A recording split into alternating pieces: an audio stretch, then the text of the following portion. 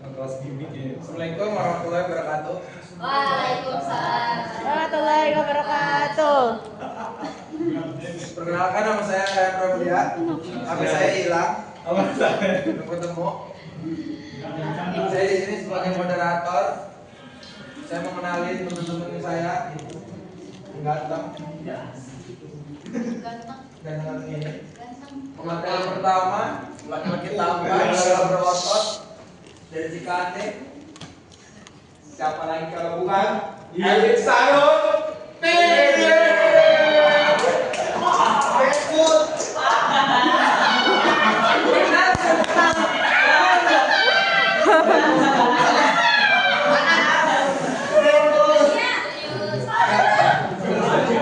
Terus teman-teman, terus. Saya juga akan memperkenalkan teman saya yang cantik.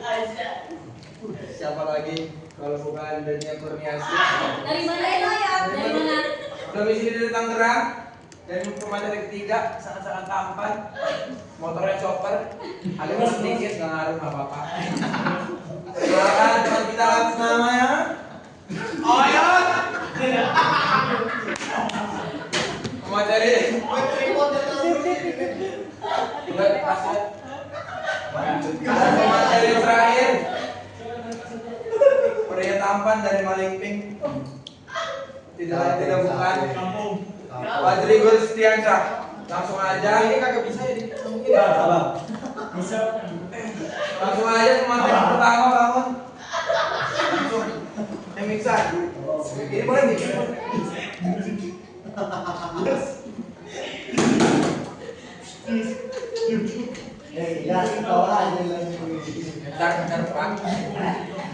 Ya, bismillahirrahmanirrahim.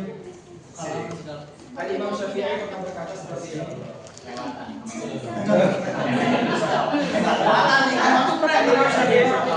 Gak apa-apa. Dan tanya dari ilmu illa bi sittatin saunatuka. Bitafsiriha artinya, wahai saudaraku, engkau tidak akan memperoleh ilmu ya, yang bermanfaat kecuali dengan 6 perkara. Yang pertama adalah zakat, dengan kecerdasan. Yang kedua adalah dengan hirsun, dengan kesungguhan atau dengan semangat. Yang ketiga adalah dengan istibar, dengan kesabaran. Yang keempat adalah dengan nurut, yakni dengan bekal. Dan yang kelima adalah dengan irsyadun wa ustadun, yakni dengan bimbingan ustaz. Dan yang terakhir adalah dengan tulis zaman, dengan waktu yang panjang. Ya, dengan 6 perkara ini, kalian teman-teman semua kalau ingin memiliki ilmu atau menambah ilmu yang bermanfaat, gitu kan, dimohon untuk mendengarkan ya Rehan, presentasi mendingan itu. ini agar apa? Agar kami ya tidak hanya menyampaikan ilmu kepada kalian saja, tetapi juga ingin bermanfaat bagi teman-teman semua. Paham? Mana ini pengalamannya? Pengalamannya kayak tapi ini. Teruskan lama nanti. Oke, yang pertama adalah dengan karakter jurnalisme investigasi di Indonesia. Investigasi di Indonesia ini berperan penting. Karena apa? Karena dengan pentingnya sebagai kontrol sosial, menelusuri fakta tersembunyi yang di balik peristiwa publik. Jikalau ada kesalahgunaan atau penjanggalan dari instansi atau pemerintah, biasanya jurnalistik investigasi ini menelusuri dengan mencari data untuk memperoleh bukti kebenaran. Kita masuk ke Bisa diselat anjir nih, susah. karakter jurnalisme investigasi ini berfungsi sebagai kontrol publik terhadap kekuasaan dan kebijakan. Jadi jurnalistik investigasi ini memeriksa tindakan orang-orang seperti pemerintah, perusahaan atau pejabat publik untuk mengungkap kalau ada kebijakan atau penyalahgunaan yang merugikan warga.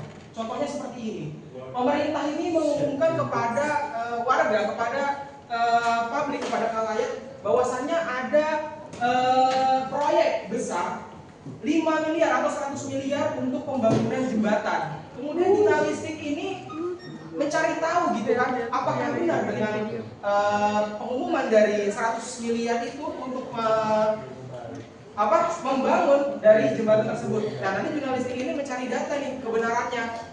Apakah benar gitu kan? Kalau misalnya nanti ada keganjalan, kemudian ada bahan-bahan yang murah tidak sesuai dengan yang diumumkan oleh pemerintah akan adanya konstruksi dari pembuatan jembatan ini, nanti akan ditindaklanjutin seperti itu.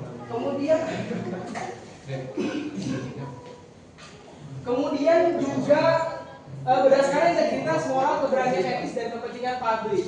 Nah, ini reporter atau jurnalistik harus mempunyai peran yang tidak menguntungkan diri sendiri, kan harus bertanggung jawab dan tidak menguntungkan kepada pribadi. Contohnya gini, ketika reporter atau wartawan ini diberikan imbalan gitu kan mengenai suatu laporan agar tidak ditayangkan atau tidak ditulis. Nah, ini biasanya wartawan atau reporter ini mempunyai moral yang tinggi dan tanggung jawab agar apa? Agar pelindungan atau agar jurnalistik tetap berjalan dan tetap ditayangkan. Kemudian ada menekankan akurasi, objektivitas serta tanggung jawab sosial. Fakta kebenaran harus dicek berulang kali. Maksudnya harus ditekankan jikalau ada sumber data, ada data yang benar-benar itu tidak tersampaikan dengan baik, itu reporter ini atau jurnalisme investigasi ini harus mencari kebenarannya, harus meng-cross check supaya apa? Supaya data atau bukti itu tidak menyimpang atau tidak bias. Kemudian ada wartawan investigatif sering menghadapi tekanan politik dan resiko pribadi. Nah, ini banyak banget ketika sudah terjun di lapangan. Itu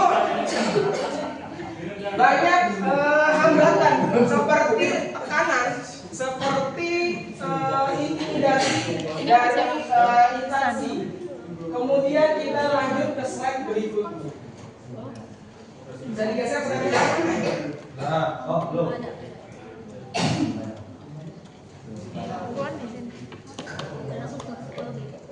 Oke, kita pakai HP aja ya. Oke. Makasih. Kemudian yang kedua ada bentuk jurnalisme investigasi. Nah, jurnalisme investigasi ini dibagi menjadi 4. Yang pertama ada cetak konvensional. Dari cetak konvensional ini maksudnya seperti apa bentuk jurnalisme investigasi? Ini berupa bentuk cetak atau koran atau majalah. Jadi ketika anda semua melihat koran atau melihat majalah yang sudah ada pemberitaannya gitu, sudah muncul gitu, suatu investigasi berita itu biasanya dari cetak konvensional. Kemudian visual televisi. Nah, visual televisi ini kalau misalnya melihat apa biasanya di channel-channel tuh tentang programnya ini yang kata Pak Adi, pokoknya yang ada di televisi yang kalau misalnya kalian tahu itu ada suatu program yang menayangkan tentang jurnalis investigasi atau pemberitaan investigasi. Iya, ada. Nah, kemudian ada digital interaktif yang dimana pemberitaan ini melalui media kayak misalnya platform dari web, dari TikTok, dari Twitter, dari Google seperti itu dan lainnya. Kemudian ada konvergensi media. Konvergensi media ini dari ketiga yang di atas ini, dari cetak konvensional, dari visual televisi, dari digital interaktif itu digabungkan. Maksudnya dari majalah dan koran ada penampilannya, ada pemberitaannya. Kemudian dari visual televisi juga ada. Kemudian dari digital interaktif juga ada. Itu yang dimaksud dengan konvergensi media. Mungkin itu saja yang bisa saya sampaikan. Semoga kalian memahami. Terima kasih. Saya kembalikan ke moderator. Terima kasih Muhammad Iksan. Tangan dulu dong buat Iksan. Selanjutnya materi kedua yang akan dibawakan oleh Dania Kurniasi SPD. Oke, baik teman-teman. Tadi kan sudah dijelasin ya oleh saudara Ihsanul Fikri mengenai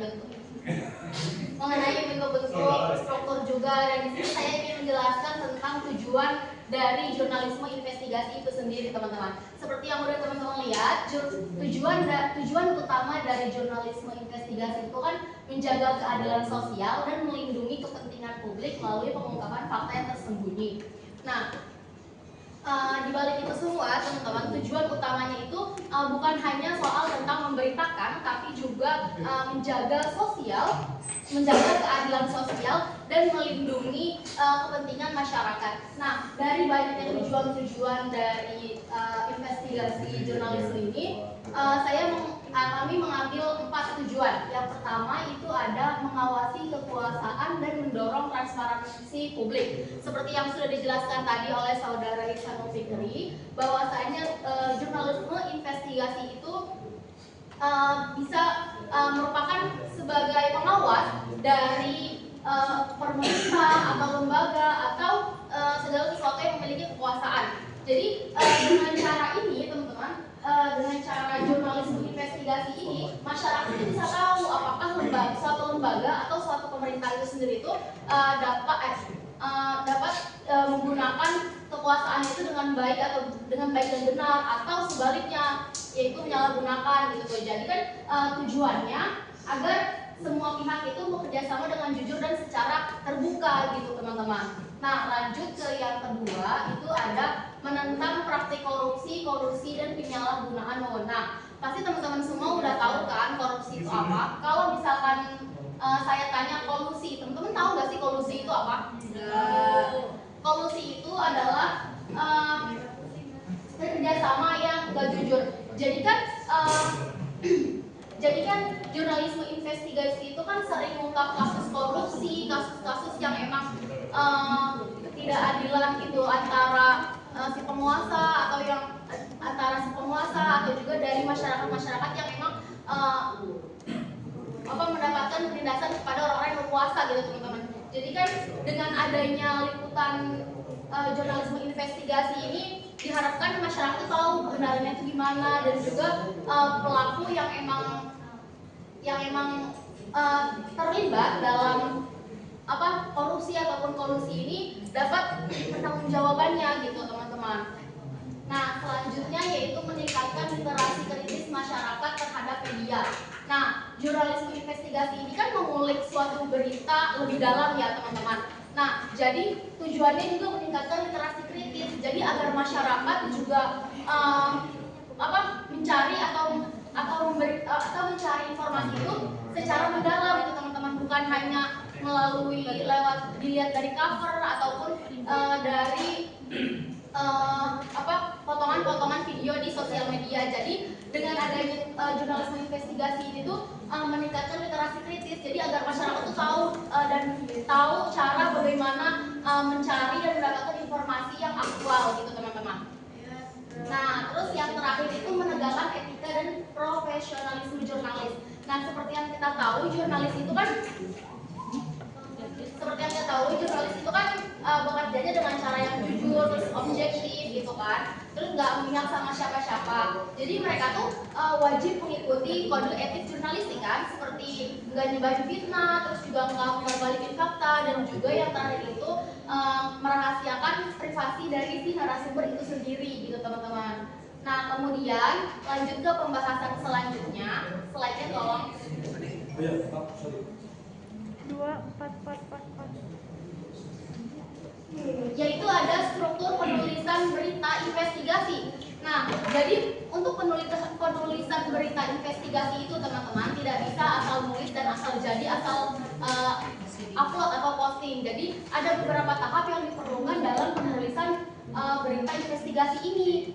Nah, yang pertama itu lead berita. Pasti teman-teman udah pernah diajarin kan sebelumnya lead berita itu. Jadi ya lead berita itu kan kayak kata pendahuluan yang bisa membuat para masyarakat atau para pembaca itu merasa penasaran dengan isi dari berita itu sendiri kan. Kayak misalkan contoh menambahkan foto pada awal berita. Misalkan contoh terkait MBG, pasti kan dalam berita itu suka ada foto yang memaparkan atau menunjukkan suasana di kelas dengan sedang membagikan MBG gitu kan. Itu kan salah satu lead gitu, contoh lead gitu teman-teman.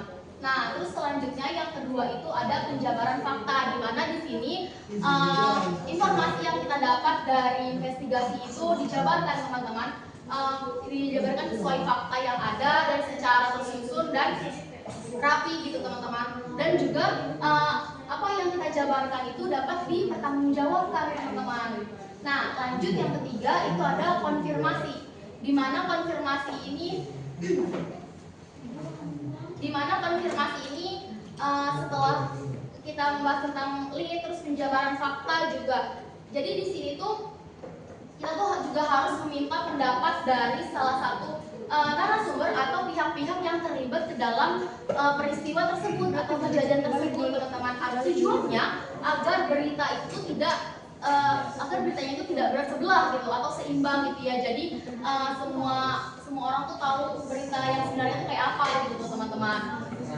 Nah, terus yang keempat itu ada analisis, di mana di sini juga para penulis atau penulis berita investigasi ini menganalisis makna dari apa yang telah ia tulis di penjabaran fakta sebelumnya itu seperti apa. Kayak misalkan agar tuh kayak misalkan maknanya itu agar para masyarakat tahu kalau misalkan pemerintah ngadain MBG contoh. Jadi analisis ini tuh bisa berupa penjabaran makna, terus juga kadang bisa berupa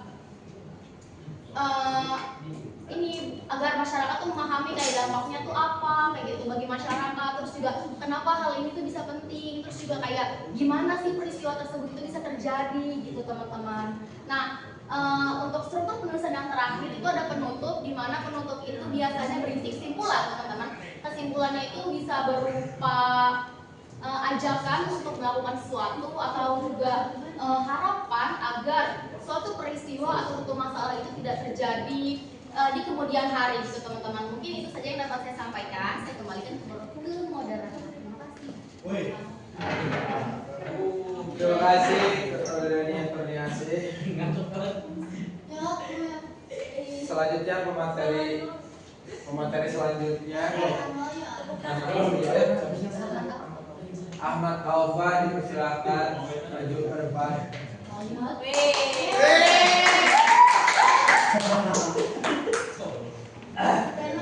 Sabar.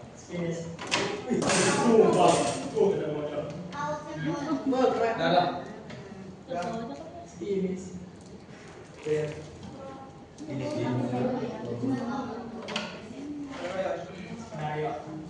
Aman aja soal skripsi. Dinilai loh. Iya.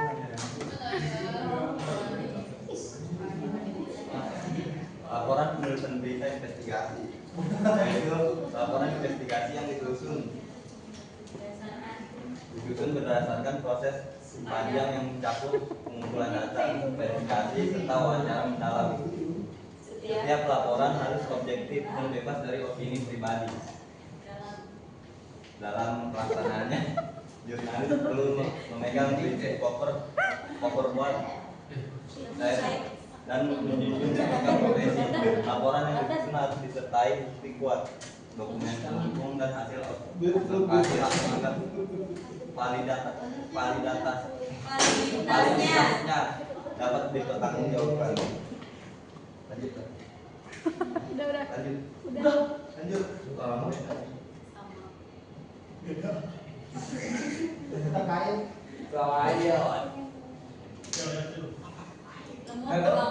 Oh, enggak.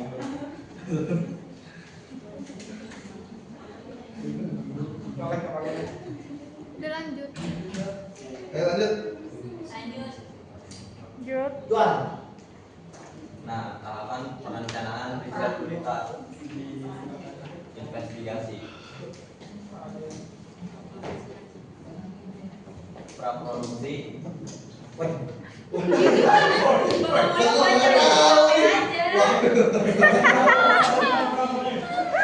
Lu kali itu juga. Emang Babang Oyot gak masuk grup? Praproduksi. Identifikasi. Yang pertama ialah identifikasi dan penentuan topik. Haikal. Weh, Wah, Udah tuh. Tuh Bapak Koyot udah ada lagi. Tuh udah ada lagi. Baca aja baca. Tuh. Jangan baca. Hadap kanan. Jalan.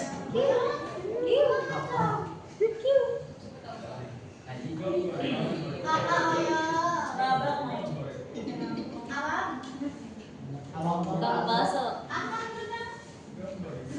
Sisi dia aja tidak pulangnya. Bonceng naik motor apa? Motor apa? Gue yang balikin. riset awal dan Praproduksi. pemanfaatan open source intelligence atau OSIN. Ketiga ialah literasi digital dan verifikasi awal. Yang keempat, riset lapangan dan pendekatan regulatif. Yang kelima ialah verifikasi data dan koordinasi tim redaksi. Yang keenam, penyusunan strategi produksi. Yang ketujuh, persiapan keamanan jurnalis dan narasumber. Yang kelapan, briefing dan akhir. Wassalam. Produksinya? Itu yang pra. Sama Aji. Oke, terima kasih teman teman.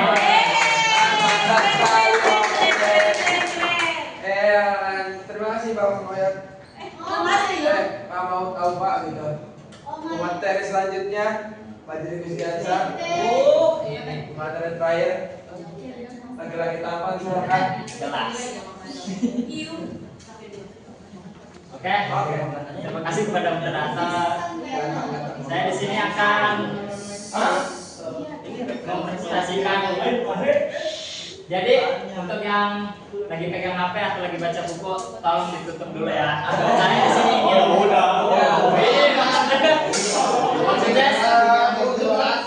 maksudnya dengerin saya di sini. Look at me. Cepetan. Ya. Aku. Saya di sini. Bukan artis. Mati ya. Nah, saya di sini akan membahas yang kedua, yaitu produksi. Apa sih produksi itu? Produksi adalah tahap kedua yang dilakukan wartawan. Intinya tahap produksi ini adalah wartawan terjun langsung ke kejadian, tempat kejadian tersebut. Gitu. Nah, itu intinya yang ingin diskusi, ingin bikin berita. Adapun kayak seperti Mati lampu. adapun poin-poinnya itu ada yang pertama. Yang pertama ada peliputan lapangan dan pengumpulan data utama. Jadi tahap ini adalah tahap awal yang dimana jurnalis turun langsung ke lapangan untuk mencari informasi, bukti dan keterangan terkait kasus korupsi yang ingin diungkapkan. Jadi intinya kayak berita-berita investigasi lah. Saya ambilnya dari kasus korupsi. Nah, jadi reporter menggali data dari dokumen, wawancara, narasumber atau hasil observasi di tempat kejadian. Jadi tahap awal ini jurnalis turun langsung turun ke tempat kejadian untuk mewawancarai narasumber atau menggali informasi tentang kasus korupsi. Tujuannya untuk mengumpulkan bukti dan informasi akurat dari sumber pertama agar liputan memiliki dasar yang kuat. Gitu. Adapun yang kedua itu ada verifikasi data dan pengujian data lapangan. Nih, jadi tahap yang kedua itu reporter harus memastikan semua informasi benar, tidak menyesatkan dan dapat dibuktikan. Setiap dokumen dan pernyataan perlu diverifikasi melalui sumber yang berbeda agar hasil liputan tidak salah. Jadi Jadi yang kedua ini reporter harus memastikan bahwa beritanya itu benar, fakta, aktual gitu. Jadi tujuannya agar menjaga keakuratan akuratan informasi dan menghindari tuduhan tanpa dasar kayak gitu. Jadi reporter itu sengaja turun langsung biar Gimana Lanjut. Nah, adapun yang ketiga pemanfaatan teknologi dan OSINT. Apa itu OSINT? Adalah Open Source Intelligence. Open Source Intelligence. Baca. Jadi sampai ketiga ini reporter menggunakan teknologi digital dan sumber terbuka di internet untuk melacak data tambahan. Jadi reporter ini menggunakan apa ya sebutnya digital. Jadi kayak jejak digital itu kayak dicari sama reporter ini. Jadi kayak kayak kasus apa ya? Apa gitu jejak digital kan masih ada gitu. Jadi diambil. Kayak gitu ya teman-teman. Jadi tujuannya untuk melengkapi hasil liputan dengan data digital yang dapat memperkuat bukti gitu. Adapun saya ingin membahas OSINT ya. OSINT Open Source Intelligence. Apa sih itu OSINT? Jadi OSINT itu adalah proses mengumpulkan dan menganalisis informasi dari sumber terbuka atau publik yang dapat diakses siapa aja secara online gitu kan. Jadi kayak searching aja, cari-cari gitu, secara digital, jejak digitalnya gitu. Adapun tahap yang selanjutnya itu ada yang tepat koordinasi dengan tim redaksi dan evaluasi etika liputan. Jadi setelah wawancara, setelah terjun langsung dan akhirnya dapat datanya, akhirnya didiskusikan. Akhirnya reporter berdiskusi dengan redaktur dan pemimpin redaksi. Jadi berdiskusi adalah gitu. Jadi tujuannya itu berdiskusi itu menjaga agar proses liputan tetap etis, tidak membahayakan narasumber dan tidak melanggar hukum. Jadi berdiskusi itu agar tidak melanggar hukum dan sesuai dengan kode etik jurnalistiknya kayak gitu. Reporter, tim redaksi dan pemimpin redaksinya gitu. Adapun yang kelima ada penyusunan laporan lapangan dan pengamanan data. Nah, jadi yang kelima ini semua hasil investigasi semua hasil investigasi dikumpulkan dalam bentuk laporan lengkap. Jadi kayak seperti kronologinya, buktinya, terus kayak kutipannya, wawancaranya, gitu, data pentingnya. Jadi kayak dikumpulkan kayak gitu. Tujuannya untuk menyusun laporan awal yang sistematis dan memastikan keamanan semua bukti yang diperoleh. Jadi kayak semuanya dikumpulkan, terus udah gitu kayak seperti jadi ibaratnya kayak menyusun laporan, begitu. Kasih bantu. Oke, sebelum ke tahap selanjutnya, ke tahap selanjutnya tolong look at me lah. Iya. Jadi untuk ke tahap selanjutnya itu ada pasca produksi. Apa sih pasca produksi itu? Apa coba? Jadi pasca produksi adalah tahapan akhir atau final tahap akhir setelah proses peliputan atau produksi selesai dilakukan di lapangan. Jadi pasca produksi ini adalah tahap akhir untuk bikin berita investigasi tersebut kayak gitu. Adapun poin-poinnya dari pasca produksi ini yang pertama Apa tuh? ada penyucian isi dan verifikasi akhir data. Apa itu, Bang? Jadi yang pertama itu setelah semuanya dilaporkan yang tadi yang produksi itu, akhirnya editor memeriksa lagi nih isi berita secara detail untuk memastikan datanya aman dan fakta sesuai dengan sumber aslinya kayak gitu. Jadi tujuannya itu untuk menghindari kesalahan informasi dan menjaga keakuratan sebelum publikasi kayak gitu, teman-teman. Dia udah berani. Nah, benar. Adapun yang kedua, yang kedua ada penulisan ulang dan penyusunan naskah akhir.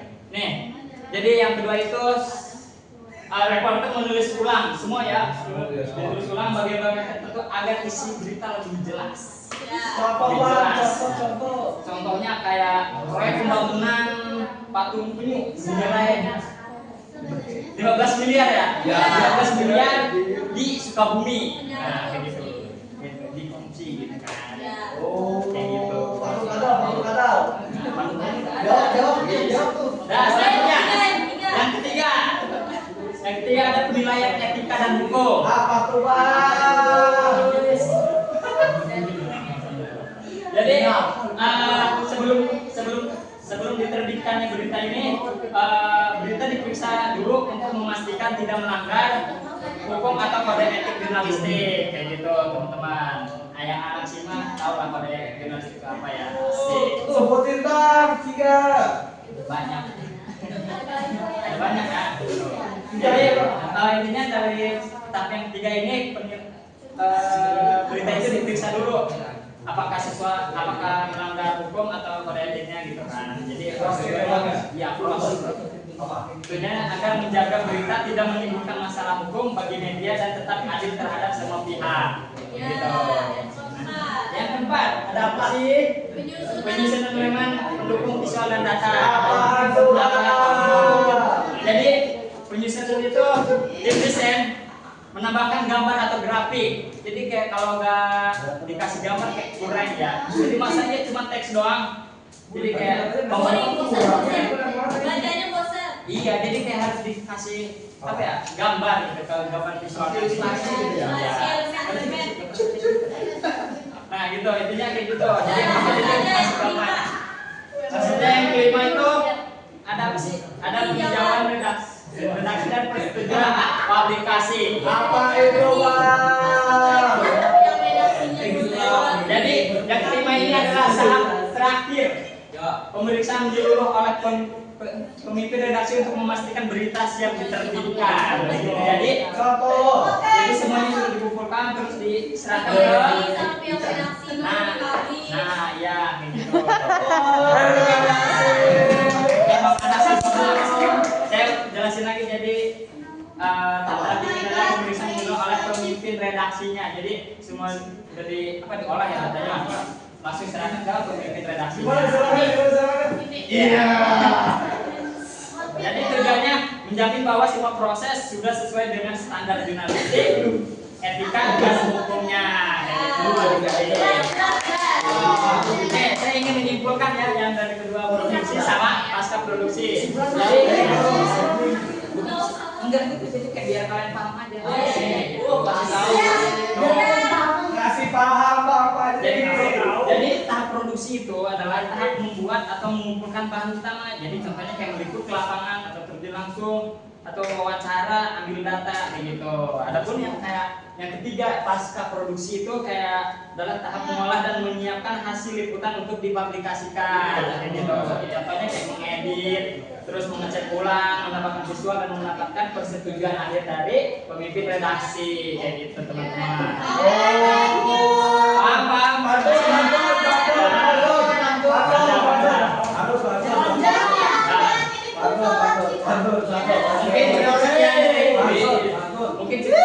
Mungkin cukup sekian dari saya. Bila ada kata-kata yang kurang enak didengar atau kurang paham, saya minta maaf. Saya kembalikan kepada moderator. Terima kasih Bapak Fajri Gustiansa. Ada lagi? Langsung saya akan pantun. Langsung aja saya akan membacakan kesimpulannya. Pantun.